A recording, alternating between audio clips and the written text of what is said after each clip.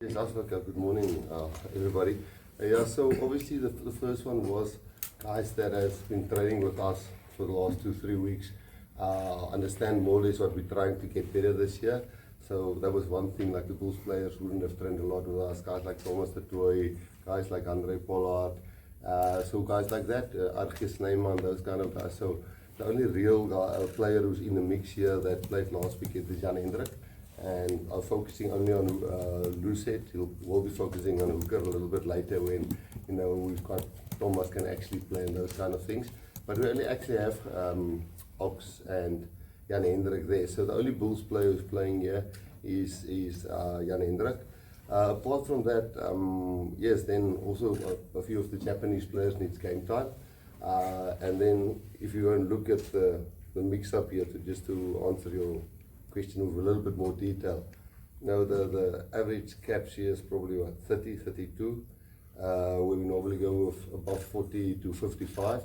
So, but then there's in vital positions, Fassie's going at 11 caps, Sasa's got 8 caps, Morne, so 10, 15, 9, Morne's got 2 caps, even the tight head Sterling has 0 caps, and the reserve front has got 1 cap between them. So try to get some steady hands in between while bringing some, I wouldn't say young players, but more inexperienced at this level players. So a bit of that, and then hopefully next week we can make some good informed decisions on the first Italy test match.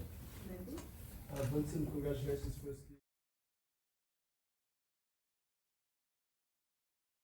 Well, calculated in the sense that, Sasha, we all know what his talent's like.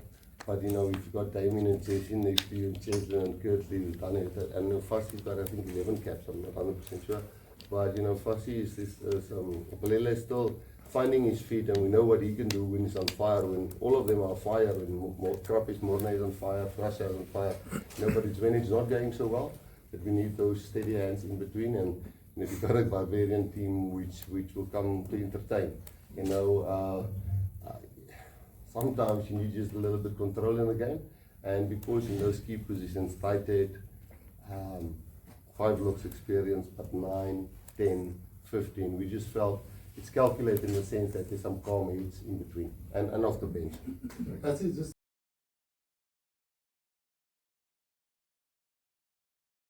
I think, Adnan, it's like when you look at a player that in the past that we say it's too light, like Cheslin, everybody said he's too light. And then you go and say, but what area of the game does Cheslin not man up, or Kurtley? Well, they make their tackles, they do their aerial skills, they tackle guys back, they beat the guy in front of them. So it can be the other way around if you're one of the heavy guys. Look at a guy like Frans Malherbe, nobody would say, listen, he's a front page model or something like that, but hell, he can front of play. He does his job in the scrum, and he gets up, and he's maybe not the most athletic guy. In Asenathi, you've got somebody which we see has got unbelievable touch for the game, feel for the game. Just like Neethling has, Ox has an unbelievable feel for the game. We're not just talking scrum specifically. So when we started looking at him 2 years ago, we started tracking his actual battle rates, and it's up there with the other guys. So we're trying to. And obviously then when we got him in with the help of Rudolph and Cash from Alliance, I said, listen, we want to get this right. We went a few times to Don's farm and stayed there for a week. And Don worked with him there when the Lions fell out with the blessing of the Lions, of their coach and their CEO. And whenever there's a break, he drove to Bloemfontein, went to the farm, and now, he's dropped 15 to 18 kilograms, which, let's hope we can now do it at test match level. That would be great. Rassie.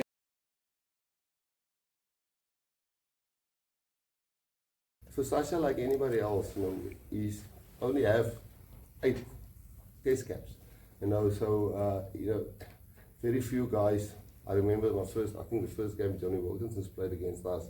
It wasn't a great game, and then he became one of the greats. But having Andre next to him, it is them understanding what we're trying to do, believe in what we're trying to do, and then go and do it worth being Sasha. But he's gonna, everybody also hype him up like that.